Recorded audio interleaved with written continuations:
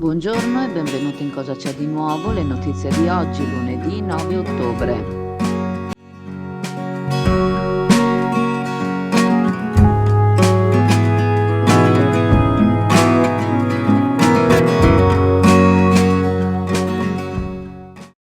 La situazione meteo può entusiasmare gli operatori del turismo, ma dovrebbe allarmare l'intera comunità, sostiene la consigliera regionale Guarda di Europa Verde, in quanto questo clima tropicale ci dovrebbe fare interrogare sugli effetti che potrebbe avere soprattutto in termini meteorologici. Le diverse temperature tra mare e terra potrebbero innescare fenomeni meteo molto aggressivi. Inoltre, lo scioglimento dei ghiacciai, ricorda la consigliera, avrà ripercussioni sul turismo invernale e conclude affermando: il turismo ricopre un ruolo importante nel contrastare i cambiamenti climatici, non solo in termini di effetti, ma anche sul fronte della consapevolezza condivisa. Non possiamo limitarci a gioire del fatto che queste temperature comportano maggiori presenze fuori stagione. Dobbiamo lavorare invece in sinergia affinché si rallenti un processo in atto che nel giro di pochi anni rischia di stravolgere irrimediabilmente le nostre vite.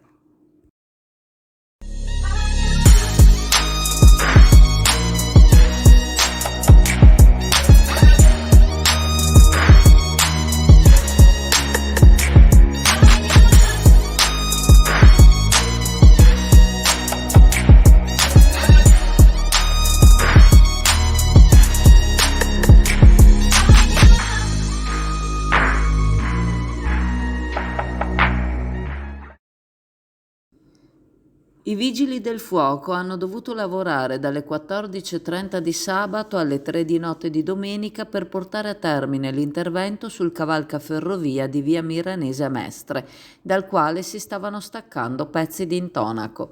La segnalazione è stata effettuata da alcuni passanti e i vigili del fuoco del comando locale sono intervenuti con l'ausilio del funzionario di guardia e hanno potuto riscontrare che varie parti di intonaco ammalorato stavano per staccarsi, con possibile caduta sui binari della ferrovia e addirittura sui convogli in transito. Quindi, in accordo con RFI e Polfer, si è deciso di agire sulla parte dove non erano previsti treni in transito e dove si trovava la parte maggiormente ammalorata, parte più esterna ai binari. Da questa sono state distaccate alcune malte. Come da accordi, l'intervento è stato completato la notte, potendo interrompere corrente e circolazione dei treni. I vigili del fuoco hanno lavorato dal cestello dell'autoscala mettendo in sicurezza l'area.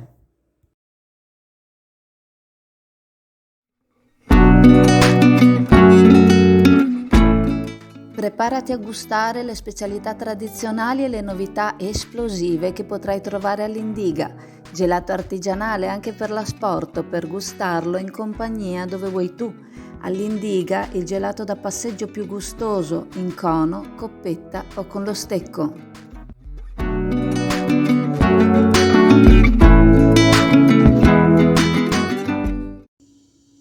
60° anniversario della tragedia della diga del Vajont. Le celebrazioni sono iniziate ieri mattina, domenica 8 ottobre, a Longarone con l'alzabandiera. Presenti alla cerimonia molti tra coloro che sono accorsi per portare il loro aiuto, molti vigili del fuoco, oggi ottantenni, allora ventenni. Presenti le associazioni d'Arma e corpi dello Stato. I vigili del fuoco sono stati rappresentati dal direttore interregionale del Veneto, Loris Munaro, dal direttore del Friuli Venezia Giulia, Agatino Carrolo, dal comandante di Belluno, Antonio Del Gallo. Presente anche personale dei Vigili del Fuoco ancora attivo e altro in pensione, provenienti da tutto il Veneto e dal Friuli Venezia Giulia. Tra i vari interventi di commemorazione si è tenuta la cerimonia per la titolazione del viale Soccorritori del Vajont, un ringraziamento a tutti coloro che non si sono risparmiati per estrarre salme dal fango che ha ricoperto sotto un alto strato tutto il paese. Il disastro del Vajont, in cui sono morte 1917 persone, di cui 487 bambini, ha sconvolto il Veneto e tutta l'Italia, spazzando via con un'onda di fango Longarone, devastando l'intera comunità che si è asciugata le lacrime e ha ricostruito ciò che era stato portato via quella tragica notte. Come ha aggiunto il presidente della Regione Veneto Luca Zaia, il 60° anniversario del Vajont è un monito affinché l'indispensabile sfruttamento della natura sia sempre equilibrato, sostenibile e nella sicurezza per il territorio e la comunità.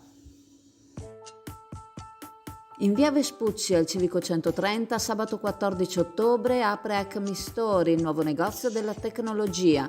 Qui troverete elettrodomestici, accessori per la casa, ma soprattutto computer e cellulari. Inoltre Yuri ed Eddie rigenerano i vostri cellulari, Android ed Apple e i vostri computer, che siano PC o Mac. Sui vostri device assistenza a 360 gradi. Li trovate al 351 683 7940.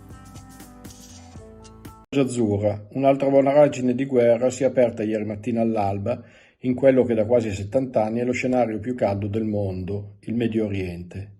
Israele, l'unica democrazia della regione, è stata attaccata con la fionda dei terroristi di Hamas. Quasi 3.000 razzi Qassam, un ordigno rudimentale fatto di zucchero e concime, e un tubo di ferro da 70 cm, però in numero sproporzionato, hanno piegato il sistema governato dall'intelligenza artificiale dell'Iron Dome, lo scudo d'acciaio dei territori al confine con la striscia di Gaza.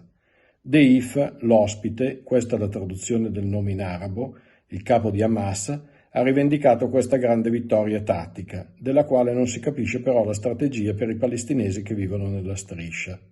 Deif è un biologo che ha studiato la tecnologia primitiva del razzo Qassam 1, migliorandola, aggiungendo al propellente solido fatto di zucchero e nitrato di potassio altri prodotti chimici di facile reperibilità, come lo zolfo.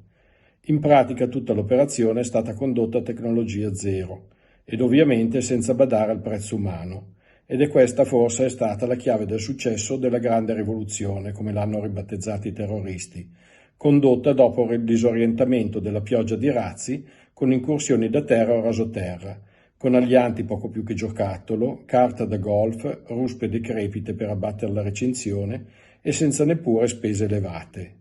Un razzo Qassam costa infatti poche centinaia di dollari, qualche migliaio nella versione a lungo raggio M75.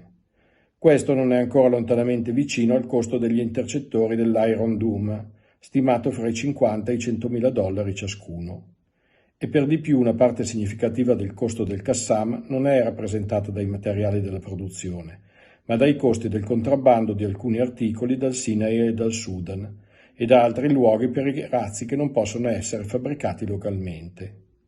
La situazione politicamente è precipitata da alcuni mesi, quando sembrava che si fosse trovato un accordo tra lo Stato di Israele ed Hamas, di uno scambio tra sicurezza per Israele in cambio di aiuti economici per un miglioramento delle condizioni di vita dei palestinesi della striscia. Tutta l'area, soprattutto dopo il terremoto del 6 febbraio in Siria, è in condizioni di vita precarie per gran parte della popolazione che ci vive. Quelli che ne fanno maggiormente le spese sono i minori e le donne. Si stima che nella regione una donna incinta su 5 sia gravemente malnutrita. Questo aumenta il numero degli aborti, il lavoro minorile, i matrimoni precoci, la malnutrizione e l'arresto della crescita dei bambini, con conseguenze sullo sviluppo fisico e cognitivo. È presto per capire se la reazione di Israele a questo brutale attacco terroristico si trasformerà in un nuovo conflitto regionale. La speranza è che la forza della democrazia sappia trasformare una vittoria tattica di 4 disperati irriducibili in una sconfitta politica dei mandanti. Alla cartoleria Pegaso di Chioggia trovi tutto per la scuola e la cancelleria più sfiziosa e personale disponibile per fare il tuo speed e fornirti assistenza per i tuoi biglietti d'auguri personalizzati e i biglietti da visita e i menù e tanto altro. Cartoleria Pegaso a Borgo San Giovanni Chioggia. Ci trovi su WhatsApp al 328 635 7832. Sempre più grave anche in Veneto il problema dei cinghiali, ormai senza controllo, distruggono le coltivazioni, le campagne e i vigneti, un dramma per gli agricoltori. Servono interventi urgenti e una campagna di prevenzione. La consigliera regionale Lega Liga Veneta Cavinato afferma che alla luce di questa situazione si accoglie con entusiasmo lo stanziamento regionale di 200.000 euro da destinare al parco Colli Euganei per il contenimento del problema dei cinghiali. Oltre che un dramma dramma per gli agricoltori, un pericolo per le persone, anche in quanto possono provocare incidenti stradali che possono risolversi con gravi esiti.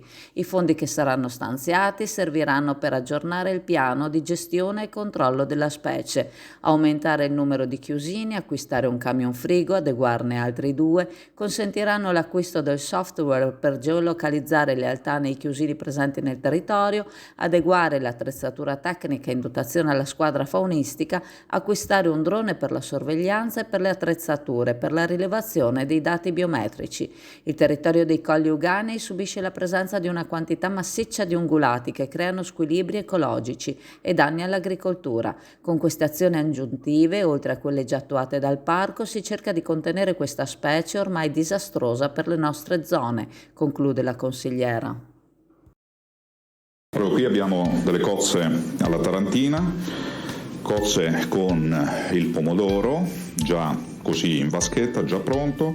Sono state messe dei crostini, che è un tipico piatto italiano, e del prezzemolo, che dà un senso di freschezza e per il periodo estivo è un ottimo antipasto. Ricordandovi che la farmacia di turno oggi, lunedì 9 ottobre, è la farmacia al Lido in Viale Padova Sottomarina. Vi saluto e vi ringrazio e se volete ci vediamo in negozio alla Cartoleria Pegaso a Borgo San Giovanni. Vi ricordo il sito chioggiaazzurra.it.